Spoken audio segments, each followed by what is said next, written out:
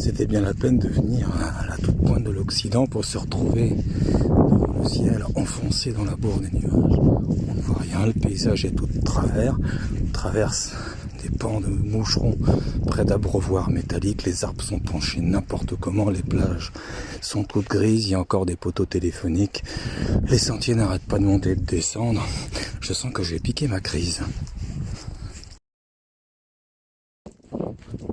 Sous les genêts, dans toutes les branches sont dressées comme si on avait retourné les balais pour chasser des sorcières.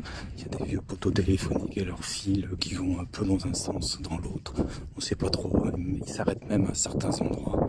On ne sait pas qui peut téléphoner comme ça, parce qu'il y a quelqu'un à couper les fils, enfin c'est drôle de paysage.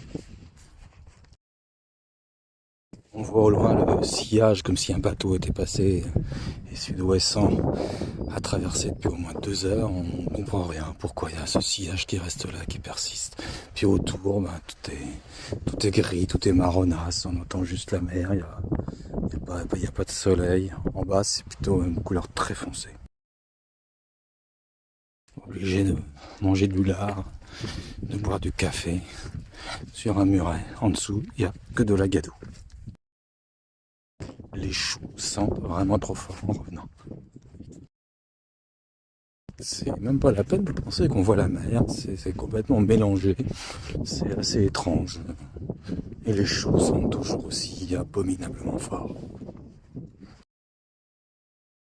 De grandes périodes, de grands champs, de grandes surfaces d'ennui, verte claire, verte foncée, grise au fond.